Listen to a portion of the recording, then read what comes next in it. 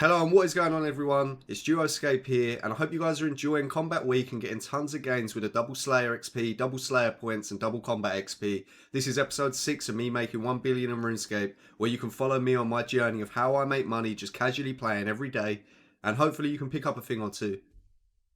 So following last episode, I actually wanted to go do some Elite Dungeon 2 but solo with range. I haven't actually done this since using melee, so hopefully this should be fun.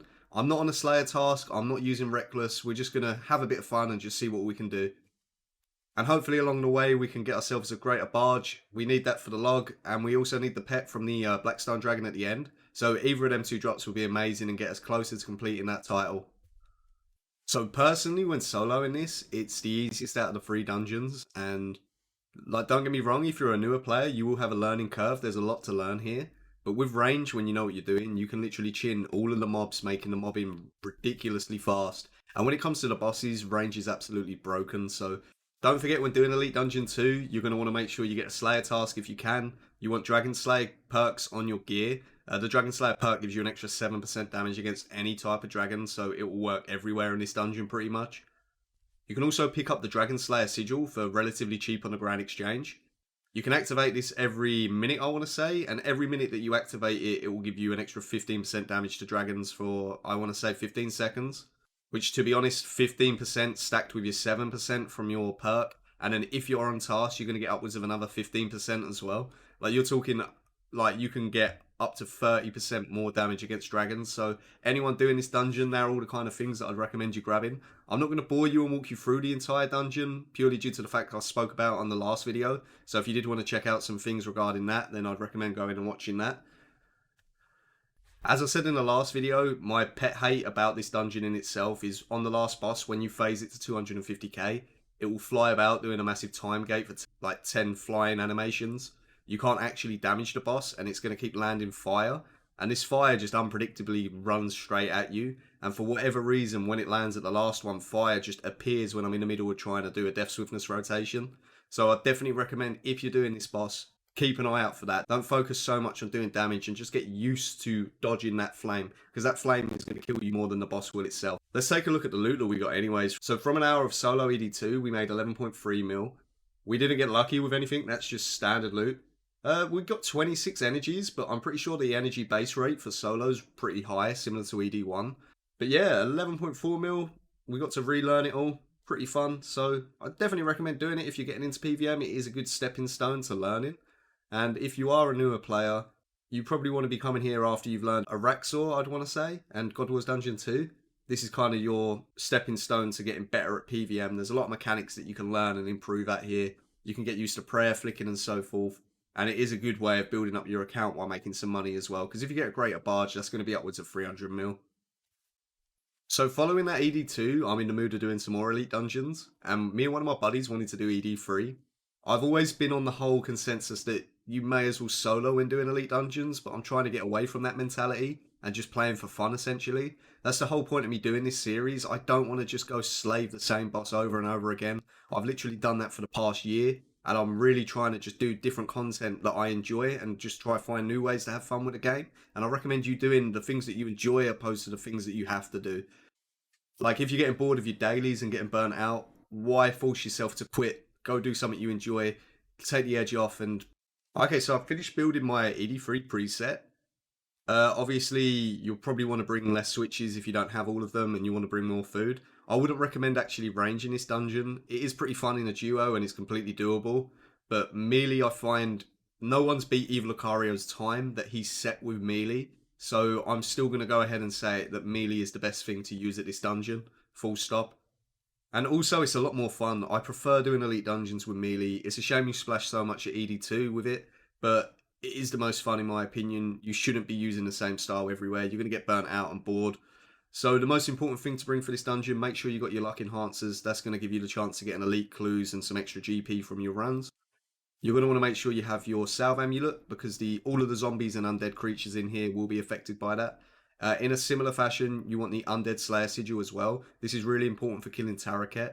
Similar to ED2, where you can use the Dragon Sigil, you can actually use this there to get an extra 15% damage. The same goes with having the Undead Slayer perk on your gear. which I have on my range gear anyways because I do a lot of Barrows Rise at a 6, as I'm sure you probably all already know. Basically, you're going to run through the entire dungeon using your mobility that you get from Double Surge, Bladed Dive, and Power Bursts of Acceleration, which for those of you that didn't know, this makes it so that your Surge and Bladed Dive resets like instantly for the next 6 seconds, allowing you to move extremely fast and get from A to B quickly. For mobbing with chins, Dark Bow in your Essence of Finality is always good. Not the end of the world if you don't have it. Like I said, if you're going to be meleeing, all of your abilities with a Scythe are going to be just fine. Dominion Mines, I don't actually know why I've got them in the preset. I don't really use them here. In a solo, you can use them on the spinners on Ambassador, but to be honest with you, you can deal with them pretty easily with range, so I wouldn't recommend bringing mines. It's a waste of an invent spot. Bring some extra food just in case. In the rune pouch, I have the runes for Disruption Shield. This is really important as it enables you to negate a lot of damage throughout the dungeon on each of the bosses. So I'd definitely recommend putting that on. And yeah, you're going to want to camp your Luck of the Dwarves or at least have the Relic on throughout the dungeon because, as loads of you probably know, the mobs have a really high rare drop table drop chance. Remember, Elite Dungeons are insane XP as it is, so on Combat Week when you're going to be getting double Slayer and double Combat XP, you're going to want to make sure you're doing this if you haven't maxed out your stats. So for those of you guys that are curious of how much money you can make doing Elite Dungeon free, I am eventually going to do a guide breaking everything down, showing you how to kill each boss, how to mob each room. But that's going to be in the future. There's loads of videos that you guys want me to do, so it's just a matter of time before they get done. I can't work on all of them at once, but please be aware that they are in the back of the head. And I am working on videos constantly, so we will be getting the content out for you. But yeah, in a solo, if you can get 3 kills an hour, you're going to be making 66 mil an hour. That's including ECB drops and every single bit of base loot that you get from the dungeon. One of my buddies that has done over 400 kills of this has a massive sample size of all of the mobs that you kill throughout the dungeon. So the zombies, the zealots, the scuttlers, etc. And we've worked out the average GP that you make per kill doing them, and we can use that to actually work out the total GP a run. So essentially, doing duo, getting 5 kills an hour, which is very possible when you guys get a bit of synergy. I dare say 6 is possible if you're really good, but we were averaging about 12-minute kills for the 12-minute times for the entire run.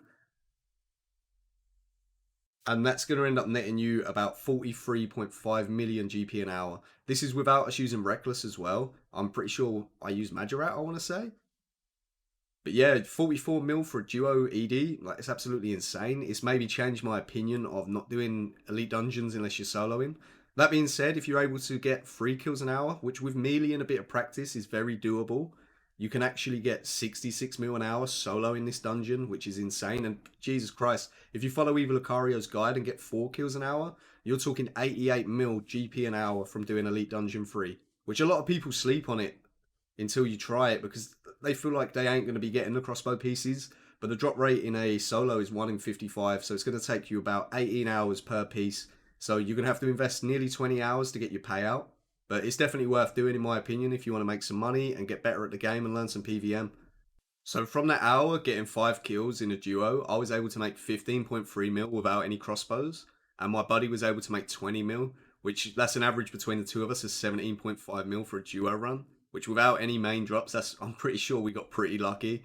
You also want to make sure you kill the Magister mini-boss every time it spawns in this dungeon because it drops you a guaranteed key to the crossing, which is an extra 700k for not too much effort. Just make sure you kill the sea mages first, because if you don't, you're probably going to get stacked out. And we also got an elite clue. Since I done my elite clue video, instead of letting all of my elite clues build up, I'm going to do them as I get them. So we'll see what loot we can get from this. So I just finished up that elite clue, and I'm not going to lie, I'm getting pretty quick at doing these. Like, when you get in the swing of things, you can kind of predict where the dig clues are going to be, you get faster at the puzzles, etc. Nice, so that was 1.3 mil nearly, and we also get a master clue, so I'm going to quickly do that and see what we get. Thought I'd do a little bit of next because no one's on, and no one wants to do any PVMing at the moment. And we managed to get ourselves a set of Torva boots, which, like, I'm not going to lie, I don't know how I'm getting so much Torva, it's insane. No way, we've just got Virtus Robe Legs as well. I'm glad I came here because this is going to be like over a 50 mil hour. So we actually got one Ancient Emblem, which is a free Zaros component. I don't think I need any at the moment, but it's always nice to have. And damn, we made 53 mil that hour. We got one Onyx Bolt Drop, quite a few brews, but like the Torva Boots and Virtus Robe Legs are the big clutch items. I can't believe how much Torva I've been getting in this series. I've been getting really lucky. But that being said, I could have got even luckier and got a plate body, and that would have been like a fifth of the series in total. But yeah, next is being really generous. So we were getting pretty close to the 1 bill mark, and I thought, why not try end it with a bang? I'm like 750 kills at Araxxor without a ricochet drop, so I'm expected to see one. I'm nearly on the verge of seeing two. And a 1.5 billion GP at the moment, which is absolutely insane. That's the whole series 1.5 times just from one drop. And to be honest with you, I got really burnt out with Araxxor on release. I was doing like 15-hour days trying to learn it, and I done 700 odd kills in the first week. It was the first few days actually. So let's go back there and see if we can get any loot. So yeah, I'm still kind of burnt out of Araxxor. I've done a bit of duo. It's a bit more fun. It's a bit more chill. It is one of them bosses where you have to prayer flick constantly, and there's so many switches and different things that you have to pay attention to. It's not my favorite boss. It's definitely a good boss if you want to get better at PVM, but I'll be honest with you, I done way too much on release week, and I've got some stuff to do IRL right now, so I'm probably not going to do any more Rexia. That being said, the base drops are like 800-900k each on average, so they're always nice, and getting the Onyx Dust, that's nearly 3 mil for one drop. So even though we didn't get the big ticket item, we have made a little bit of progress towards the end of the series. So it's now officially combat week, and the new dinosaurs have come out. And I've gone and killed these for, I done a full Slayer task and another half of a Slayer task. We got pretty lucky, I want to say, and actually got a spear tip, and we got the Heart of the Archer. These two items look really cool in the tab, but unfortunately they don't really sell for too much. I haven't sold them. I was going to try sell them on release to see if I could get a lot of money and just put the GP towards the tab, but they wouldn't sell for mid, so we'll sell these at the end and see what we can actually get for them. Bosses, they're great for the mid tier. Like, you can actually make more GP now going and killing DKs than you can the new bosses, which is kind of a joke. I think they really messed up making it so that you need 10 Dagannoth King rings, because it's just going to sink the price of the drops that these actually give you. They're pretty nice for Iron Men because they do give you some of the tier 92 upgrade materials. So the Ancient Scales, the Draconic Energies. I think there's definitely a place for them in the game, and the more bosses they add, the better. And it's nice to be able to do a dinosaur task here if I want. But I'm just going to finish up this task doing regular dinosaurs. I've spent way too long here, and I want to go do some other content. And I'm not going to lie to you, the amount of XP that you get on this Slayer weekend is insane. We're talking upwards of like 3 mil XP, AFK, and like Moss Golems and whatnot. God, you guys know how lucky I am at Edemus, but Jesus Christ, we outdone ourselves this time. I've been using the Master Dedicated Slayer Aura, which makes it so you can kill approximately 7% more of the Slayer assignment that you have. We ended up killing like 300 Edemus using this. We got 2 Blood Shards, which these are 20 mil a pop at the moment, and I'm hoping they sell above mid because it's combat week. But yeah, like, honestly, get your 115 dungeoneering, do some elite dungeons till you hit that milestone, and then start doing these as a Slayer task. They really are great. They are on average about 25 mil an hour, completely AFK. So for anyone out there looking to do that who's got the stats, we do have a video on the channel. So I'd recommend watching that if you want. We've also noticed that on this combat week, the amount of elite clues that we've been getting have been really high. And I know a lot of you want to see how good certain NPCs are in a player-owned dungeon. So I've been doing tasks I wouldn't normally do. For example, I done a Soul Gazer task. To be honest, you're not worth picking up any of the base loot, in my opinion. They can drop a Hex Hunter bow. It's always a nice item to get. If you get a Hex Hunter bow or luck out and get the pet, it is really nice. And I think that's the whole point of Slayer. Hitting that reward is what makes Slayer so fun. You never know when you're going to get it. That's why I keep doing tasks like Ripper Demons and Edemus, because they have really rare drops that if you get them, you can just flex it. So why not? And plus, they're all great money as well. And to be honest, I wouldn't mind actually having a Hex Hunter bow in the bank. They are adding a lot of changes to the game that are essentially buffing bows. So I'm hoping with God Wars Dungeon 3, the Hex Hunter bow will be best in slot for certain bosses. But yeah, we'll see when that comes around. I've also noticed that from Combat Week, we're getting a ton of elite clues. It seems that the Luck of the Dwarves affects the chance of receiving them, so that stacks on top of the event bonus. Speaking of which, I actually done a Mutated Jadinko task, which, for those of you unaware, they have an elite clue chance of 1 in 256.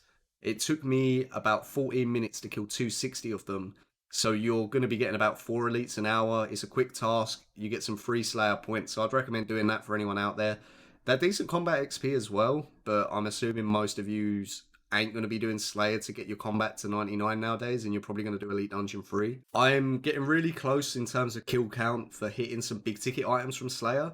For example, the Wyvern Crossbow, the Nightmare Gauntlets, the Cinderbane Gloves. So any of them tasks I'm going to be accepting and going and trying to actually get a payoff. We've done like 4 Creatures of the Lost Grove tasks at Moss Golems this episode, And we did get an Ancient Elven Ritual Shard, which isn't the ticket item that we wanted to roll for, but we can't complain. It looks cool in the tab, so hey ho.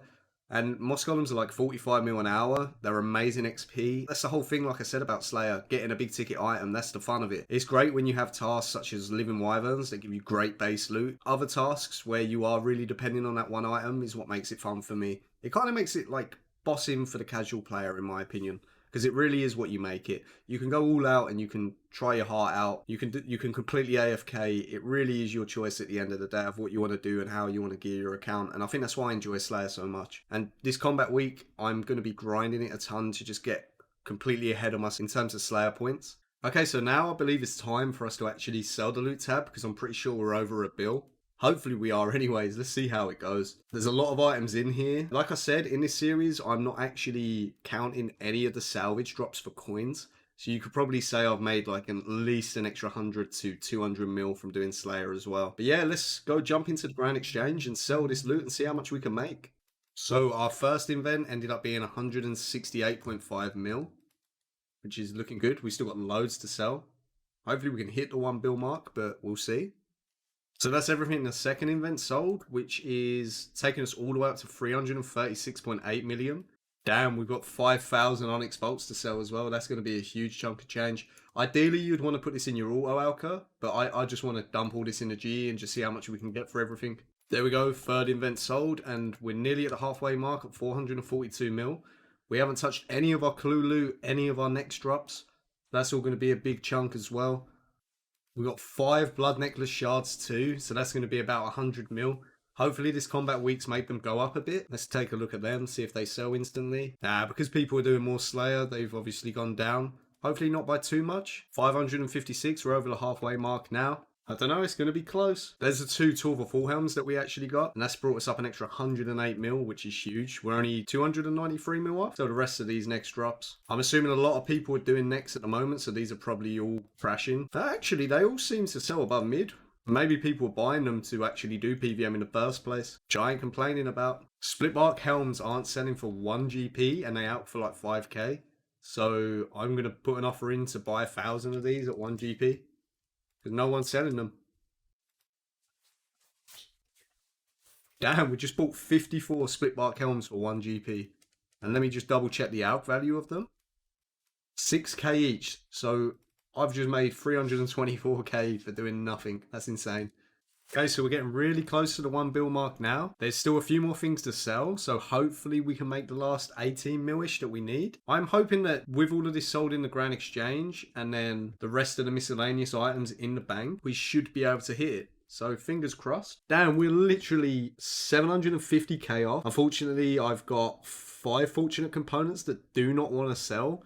I'm not going to dump these for lower than I'm trying to. I'm just going to convert these into fortunate components and I'll probably use them in the future. I did remember one more item that we actually have in the bank that we haven't claimed yet. I forgot to put it in my loot tab because it's a placeholder in my main tab, but that's the Ancient Elven Ritual Shard. We literally got this from our last Creatures of the Lost Grove task and I was complaining about getting it, but damn, it actually came in clutch. We needed this to hit the goal.